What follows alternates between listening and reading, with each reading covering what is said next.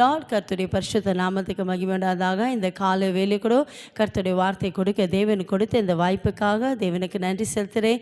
இதை பார்க்குறவங்களை அனைவரும் கர்த்தராக இயேசு கிறிஸ்து நாமத்தினால் உங்களை வாழ்த்துகிறேன், உங்களை ஆசீர்வதிக்கிறேன். இந்த நாளில் கூட ஏசப்பா எனக்கு என்ன வார்த்தை வைத்திருக்க எதிர்பார்த்து கொண்டிருக்கீங்களா? ஏசப்பா உங்களை பார்த்து தான் சொல்கிறார். Hebrews chapter 6:14. எபிரியர் 6 அதிகாரம் 14 எப்படியா சொல்கிறது, நிச்சயமாகவே நான் உன்னை ஆசீர்வதிக்கவே ஆசீர்வதித்து உன்னை பெருகவே பெருக பண்ணுவேன். ஆமேன். விசுவாசிக்கிறீங்களா? யாரெல்லாம் இந்த நாளில் கர்த்தருடைய வார்த்தையை நீங்கள் விசுவாசிக்கிறீங்களோ, அவர் வாக்குத்தத்தத்தை விசுவாசிக்கிறீங்களோ, உங்களை ஆசீர்வதிப்பது மாத்திரம் அல்ல, ஏசப்பா உங்களை ஆசீர்வதித்து உங்களை பெருக செய்ய போகிறார். உங்கள் ஆசீர்வாதத்தை ஏசப்பா மல்டிப்ளை பண்ணுறேன் வாக்கு கொடுக்கிறார். நிச்சயமாகவே கர்த்தர் வாக்கு கொடுக்கிறவர், வாக்கு மாறாத தேவன்க. வேதத்தில் கூட பார்க்கும்போது ஏசப்பா ஒரு இடத்துல ஜனங்களுக்கு உபதேசம் பண்ணி கொண்டிருக்காங்க. ஜனங்கள் எல்லோரும் உபதேசம் கேட்டுக்கொண்டு இருக்கும் போது ஏசப்பா ஜனங்களுக்கு என்ன ஆகாரம் கொடுக்க வேண்டும்.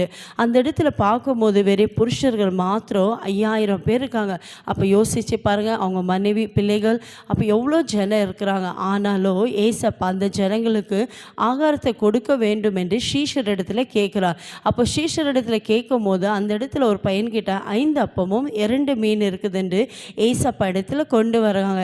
ஏசப்பா அந்த 5 அப்பத்தையும் 2 மீன் எடுத்து வானத்தை அண்ணாந்து பார்த்து அதை ஸ்தோத்திரம் பண்ணி அதை ஆசீர்வதித்து சீஷரிடத்தில் கொடுத்து ஜனங்களுக்கு கொடுக்கும்படி சொல்கிறார்.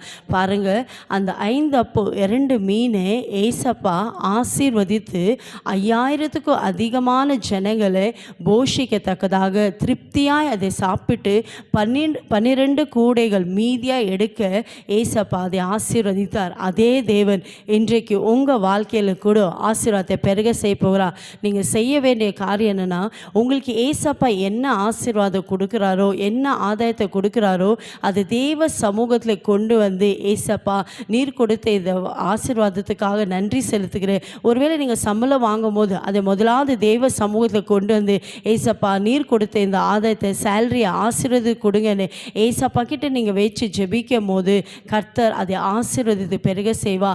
ஆசீர்வதித்து பெருக செய்து மாத்திரம் இல்லை, மீதியாக நீங்கள் சேவ் பண்ணத்தக்கதாக ஏசப்பா உங்கள் கையின் பிரயாசங்களை ஆசீர்வதிக்க போகிறார். விசுவாசிக்கிறீங்களா? இன்றைக்கு ஏசப்போடைய வார்த்தை யாரெல்லாம் விசுவாசித்து அவர் வார்த்தைக்கு கீழ்ப்படுகிறீங்களோ, நிச்சயமாகவே கர்த்தர் உங்களை ஆசீர்வதித்து உங்களை பெருக செய்ய வல்லமை உள்ள தேவனாக இருக்கிறார். விசுவாசத்தோட ஏசப்பாவை நோக்கி ஜெபிக்கலாமா? எங்களை அதிகமாக நேசிக்கிற தகப்பனே, இந்த நாளில் கூட நீங்கள் வாக்கு கொடுத்திரப்பா, நான் உன்னை ஆசீர்வதித்து உன்னை பெருக பண்ணுவேன் என்று வாக்கு கொடுக்கிறவ நீ வாக்கு மாறாத தேவனப்பா. யாரெல்லாம் விசுவாசத்தோடு நம்பிக்கையோடு கர்த்தர் கொடுத்த ஆசீர்வாதத்துக்காக நன்றி செலுத்துகிறாங்க.